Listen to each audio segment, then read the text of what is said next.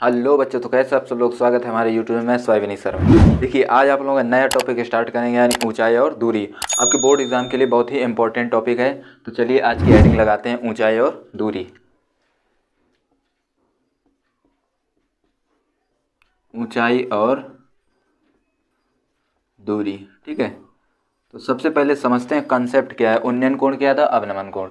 तो आप लोग पहली हेडिंग डालें उन्नयन कोण। उन्नयन कोण सबसे पहले क्या समझते हैं, उन्नयन कोण।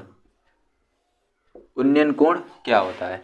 देखिए, जब आप किसी वस्तु को नीचे से ऊपर की ओर देखते हैं, यानी नीचे से, मान लीजिए आपकी आंख यहाँ पर है, ठीक है, यहाँ आपकी आंख है, तो आप यहाँ से, ये आपकी क्षैतिज हो गई।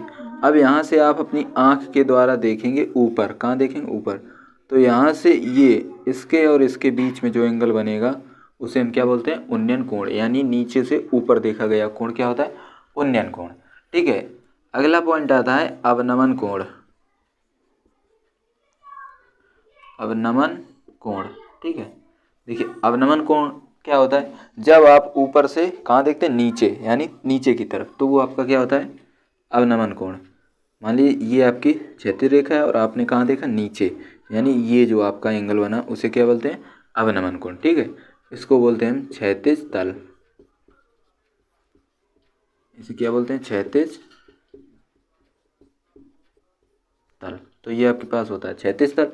यानी जब भी आप कोई वस्तु को ऊपर से नीचे देखेंगे तो आपकी आंख द्वारा जो एंगल बनेगा उसे हम क्या बोलते हैं, अवनमन कोण। और जब आप अपनी आंख के द्वारा किसी वस्तु को ऊपर की ओर देखेंगे तो आपका जो एंगल बनेगा उसे बोलते हैं उन्नयन कोण। तो ये उन्नयन कोण होता है और ये क्या होता है, अवनमन कोण। देखिए, अब आपको बताएं, इसमें कोई पॉइंट है नहीं, अब आपको सीधे सवालों से ही समझाते हैं। तो चलिए स्टार्ट करते हैं सवाल। देखिए, तो आपके पास क्वेश्चन है, यदि समतल मैदान पर एक मीनार की छाया की लंबाई उसकी ऊंचाई की √3 गुनी है तो सूर्य का उन्नयन कोण ज्ञात कीजिए। देखिए, आप किस प्रकार से इस क्वेश्चन का, पहले तो आप चित्र यानी आलेख खींचेंगे। किस प्रकार से बनाएंगे, देखिए, समतल मैदान पर एक मीनार की छाया। मान लीजिए अगर ये मीनार है और ये आपकी क्या है, मीनार, और ये क्या है, क्षैतिज तल। अब अगर यहाँ मीनार तो इसकी ये क्या है, छाया। तो उसकी लंबाई की, देखिए, छाया की लंबाई उसकी ऊंचाई की, जो छाया की लंबाई है यानी ये, उसकी ऊंचाई की √3 गुनी है। यानी अगर ऊंचाई क्या है, x, क्या है, x, तो छाया की लंबाई क्या है, x√3, मतलब क्या है, वो इसकी √3 गुनी है। तो सूर्य का उन्नयन कोण कहाँ से बनता है, नीचे से। मान लीजिए यहाँ से थीटा का मान पूछा गया तो सिंपल आप क्या लगाएंगे, tan थीटा बराबर क्या होता है, लंब बटे आधार, ठीक। तो tan थीटा, थीटा की जगह कितना है, थीटा, लंब कितना है, x, और आधार कितना है, x√3, x से x कैंसिल। तो tan थीटा बराबर 1/√3। अब tan में 1/√3 कितने का मान होता है, आप लोगों को टेबल याद होगी, तो ये होता है tan 30 का। तो थीटा बराबर कितना है, 30। तो उन्नयन कोण, सूर्य का उन्नयन कोण कितने अंश है, उन्नयन कोण कितना है, 30 अंश। तो ये आपका आंसर है। तो चलिए देखते हैं अगला क्वेश्चन। अगला क्वेश्चन आपके पास ये है, देखिए क्या है क्वेश्चन। एक मीनार की चोटी का उन्नयन कोण उस मीनार के आधार से क्षैतिज तल पर 40 मीटर की दूरी पर स्थित बिंदु से देखने पर 45 अंश है। तो मीनार की ऊंचाई ज्ञात कीजिए। मान लीजिए आपके पास ये एक मीनार है और आपसे क्या बोला गया, मीनार की चोटी से उन्नयन कोण, उस आधार तल, ये क्या है, आधार तल पर स्थित एक कोई बिंदु है, बिंदु से जो उन्नयन कोण है वो कितने अंश है, 45 अंश। 45, लेकिन कितनी दूरी पर, बिंदु से 40 मीटर की दूरी पर। क्या बोलेगा, बिंदु से 40 मीटर की दूरी पर स्थित है। तो मीनार की ऊंचाई यानी h आपसे पूछा गया है, ठीक। आप लिख सकते हैं ABC। तो क्या लेंगे, देखिए, लंब आपसे पूछा गया, आधार दिया गया, तो लंब बटे आधार क्या होता है, tan थीटा। जो भी मान पूछा जाए उसको कहाँ रखेंगे, ऊपर, और जो मान दिया जाए उसको नीचे।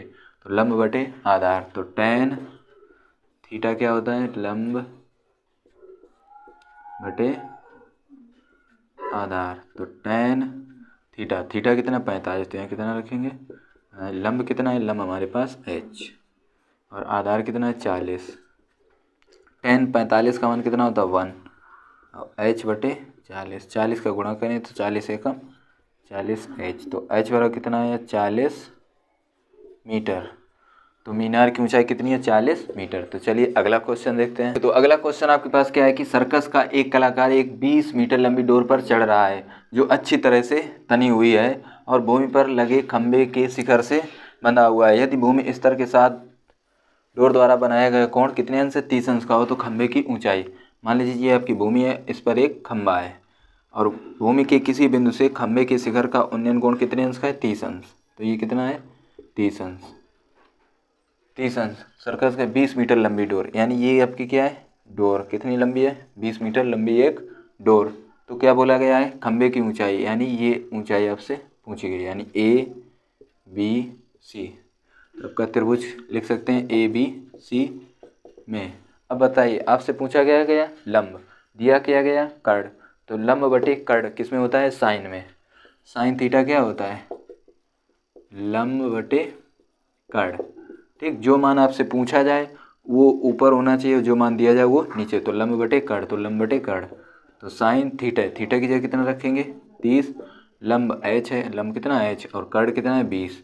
टेन साइन 30 का मान कितना हो 1/2, यानी h बटे 20। 20 का इधर गुणा करेंगे तो 20/2 बराबर h। ये काट जाएगा तो h बराबर 10 मीटर। तो खंबे की ऊंचाई कितनी है 10 मीटर। चलिए अगला क्वेश्चन देखते हैं। अगला क्वेश्चन आपका क्या है और यही क्वेश्चन के बाद आपका लेक्चर करते हैं समाप्त। दूसरे लेक्चर में आप लोगों को बताएंगे। तो चलिए इस क्वेश्चन को ध्यान से समझते हैं। एक मीनार की ऊंचाई 20 मीटर है। मान लीजिए आपके पास एक मीनार है जिसकी ऊंचाई कितनी है 20 मीटर। ऊंचाई ज़मीन पर बनने वाली इसकी छाया, अगर ये मीनार है तो यहाँ पर आपका सूर्य मान लीजिए, तो इससे जो किरणें निकले उससे एक छाया बनेगी। कहाँ बनेगी नीचे, यानी उसकी छाया की लंबाई कितनी है 20√3 मीटर है। सूर्य का इससे बनने वाला कोण कितना है ये आपसे बोला है। तो जब भी कोण पूछा जाए आप सिंपल क्या लगाएं लंब बटे आधार। तो tan थीटा क्या होता है लंब बटे आधार। ठीक है, तो tan थीटा की जगह कितना है थीटा, तो थीटा रखा। लंब कितना है 20 और आधार कितना है 20√3। 20 से 20 कैंसिल, तो tan थीटा बराबर कितना आया 1/√3। तो tan में 1/√3 कितने का मान है, तो tan 30 कितने का मान है tan 30। तो थीटा कितना आया 30। ठीक है, तो यहीं पर उन्नयन कोण कितना है 30 अंश। तो करते हैं यहीं पर समाप्त। इसके बाद जो आपके इससे थोड़े और लेवल बढ़िया क्वेश्चन बनते हैं वो आपको सेकेंड लेक्चर में पढ़ाए जाएंगे।